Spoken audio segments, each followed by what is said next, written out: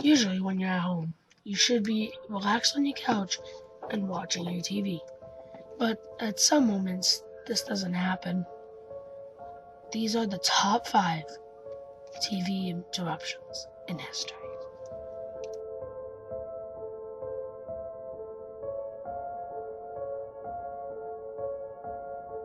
Number 5. The Steve Wilkos hack. In February of 2013, KRTV, a station in Montana, got hacked during an episode of the Steve Wilkos Show. This wasn't an ordinary television hack, though. The hacker actually got into the state's emergency alert system. The hacker warned everyone watching that there was a full-on zombie invasion happening in Montana. These zombies have left their graves and were causing mayhem in the street. The hacker said not to approach any of the undead. Surprise, surprise, no one took the warning seriously. Actually, it was reported that a lot of people, though it was a promo for the zombie show The Walking Dead that was popular at the time,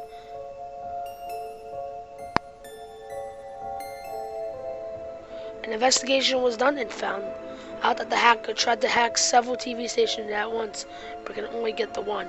The hacker's identity is still a mystery today. Here's the clip. I will change first, right? But if I show you, don't even talk to me, dude. But if I show you, I mean, it might take a month or two, a couple months, you know? But if I show you... Civil authorities in your area have reported that the bodies of the dead are rising from their graves and attacking the living. Follow the messages on screen that will be updated as information becomes available. Do not attempt to approach or apprehend these bodies as they are considered extremely dangerous. Number 4. An alien called Villain. On November 26, 1977, someone hacked the 5 o'clock even news in the UK. The audience could still see the news anchor giving the news, but he was muted. His voice was replaced with an alien voice who said his name was Villain. Villain then lectured the viewers that humans needed to live in peace for them to go further into the higher realms of spiritual evolution. He also said every weapon on Earth needed to be destroyed. The newscaster had no idea what was going on while the station engineers tried to get back their audio. The audience thought it was a mix-up or a prank. After Villain was done giving his speech, the audio went back to normal. Still to this day, no one knows who Villain really is. Here's the clip. Settlement based on one man, one vote. But, he says, there are conditions. These include stopping the execution of all captured prisoners of war, allowing bureaus to take part in negotiations, being arrested. In Australia, Mr. Kerry Packer's cricketers are still pleading the right of yesterday's High Court decision, which did ban on them playing in Test matches. This is the voice of Allah, representative of the Ashtar Galactic Command, speaking to you. For many years you have seen us as lights in the skies. We speak to you now to service them as we have done to your brothers and sisters all over this, your planet Earth. We come to warn you of the destiny of your race and your world so that you may communicate to your fellow beings the course you must take to avoid the disaster which threatens your world and the beings on other worlds around you. This is in order that you may share in the great awakening as the planet passes into the new age of Aquarius. The new age will be a time of great peace and evolution for your race, but only your rulers are made aware of the new forces that can overshadow their judgments. Be still now, and listen, for your chance may not come again. All your weapons of evil must be removed. The time for conflict is now past, and the race of which you are a part may proceed to the higher stages of its evolution, if you show yourselves worthy to do this. You have but a short time to learn to live together in peace and goodwill. Number 3. The Captain Midnight Incident. On April 27th, 1986, HBO was shown the movie The Falcon and the Snowman when they were hacked for 4.5 minutes. The hacker was called Captain Midnight, and during that 4.5 minutes, he put up a still title slate that read, "Good evening, HBO," from Captain Midnight. $12.95 a month? No way! Showtime/movie channel beware. So to add a little context to this, during the 1980s, anyone who had a satellite dish could pick up signals from any satellite station. Then many cable stations started scrambling their signals so people couldn't have access to them unless they paid. They generally affected the sales of just satellite dishes makers, since people were now just using cable for their paid services. So this leads us to why the hack happened. Investigators discovered that the hacker was John McDougal, who had a bone to pick with HBO because he was an engineer at a major dish seller. His job was to upload movies for satellite transmission, so he uploaded the film for HBO. Then he used his equipment to transmit his message. He was arrested a few months later by the Federal Communications Commission.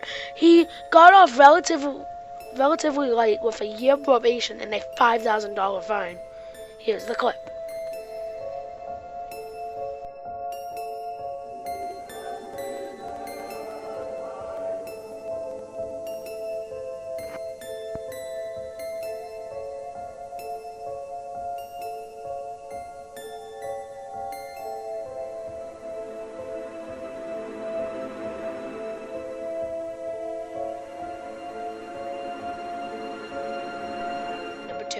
The Playboy hack.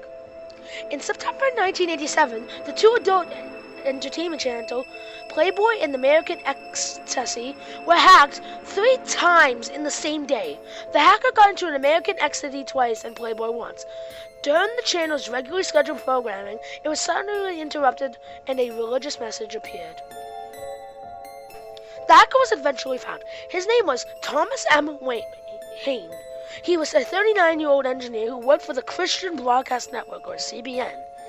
The investigators said that Hayne used his network equipment to hack the other stations, but CBN claimed that their equipment wasn't compatible with Playboy's or American Ecstasies.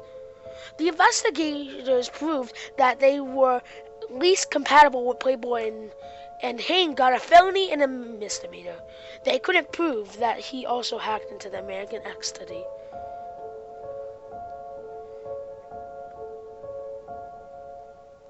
Number 1. The max headroom intrusion signal. Perhaps one of the most famous television hacks is what is known as the max headroom intrusion signal. On the night of November 22nd, 1987, a hacker hacked the signal of WTTW in Chicago. Not long before this, the hacker hacked WGN TV, also in Chicago, but the station got their signal back quickly. The hacker replaced the TV station live signal with a bizarre video of a man in a mask resembling to the 1980s fictional character, the robot TV host, Max Headroom. The man in the mask went on a weird rant of calling the news anchor for WGN a freaking liberal. Then did a impromptu commercial for Pepsi, but with a Coca-Cola slogan, and exposed his butt while a woman spanked him with a fly swatter. The whole thing was 90 seconds. The next day, the incident made national news and became a pop culture sensation. The identity of the perpetrators have never been revealed. A FCC official was once quoted that if he or she had been found, they could have gotten a $10,000 fine and a year in jail. Here is the video.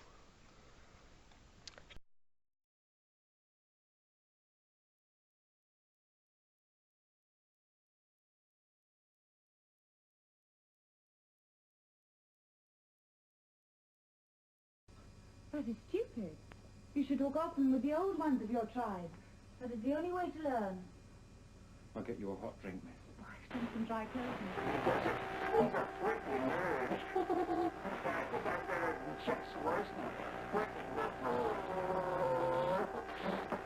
Jesus.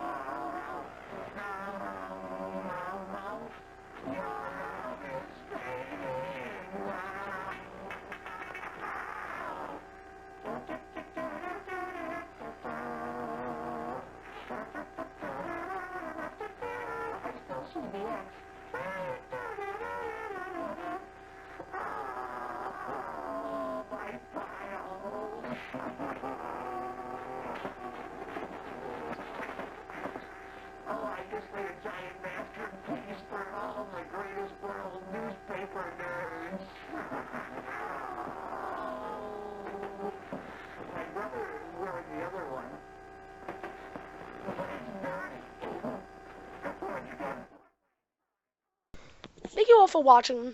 I hope you guys enjoyed this. Maybe I can make a part 2. Scarebird is back. Get ready for a new video. And I'll see you guys when the bird comes back.